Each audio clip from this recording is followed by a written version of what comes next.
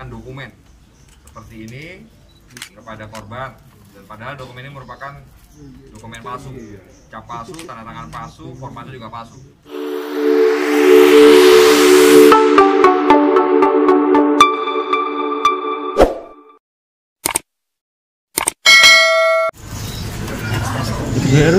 Karena yang pertama di sini tentunya tindak pidana penipuan, tetapi di dalamnya juga ada tindak pidana pemalsuan karena terkait dengan bukti-bukti atau dokumen palsu.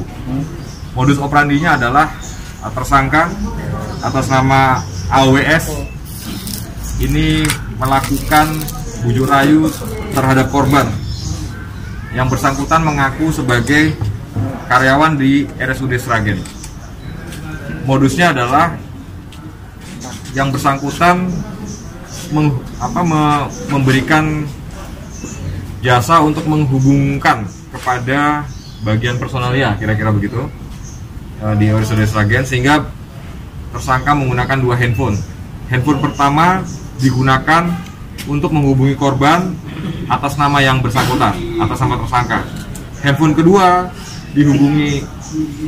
digunakan untuk menghubungi korban seolah-olah dari pihak rumah sakit, padahal dua handphone ini operatornya sama, tersangka juga, sehingga disitulah muncul suatu keyakinan bahwa tersangka ini bisa untuk membantu korban menghubungkan kepada orang rumah sakit.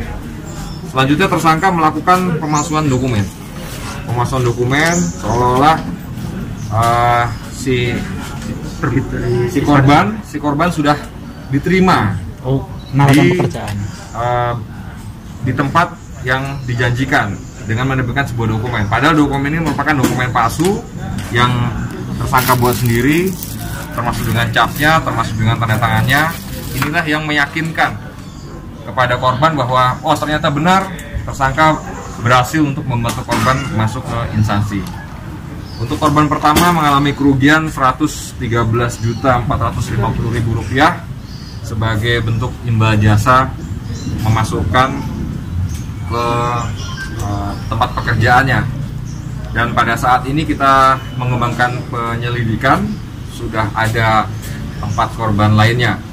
Dan pada kesempatan ini juga kami menghimbau apabila ada dari warga masyarakat Sragen yang merasa dirugikan oleh perbuatan yang serupa dengan pelaku, bisa menghubungi Kapolres Sragen.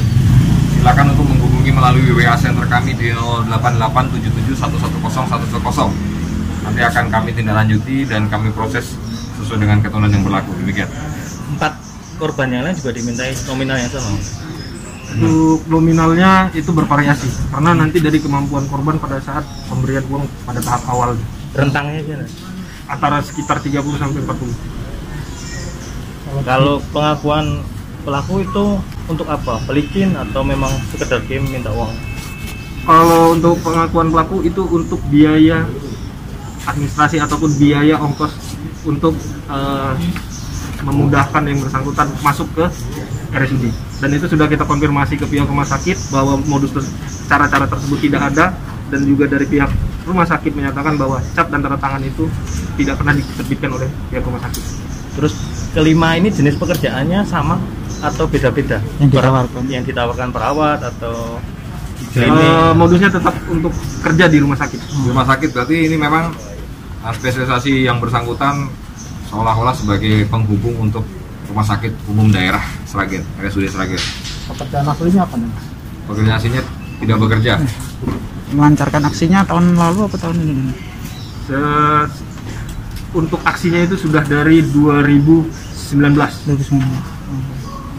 Dijanjikan sebagai karyawan kontrak atau pegawai tetap RSUD?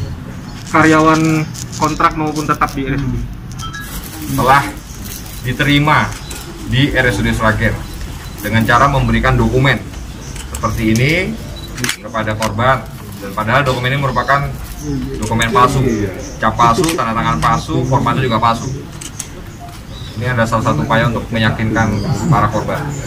Baju korbannya apa itu?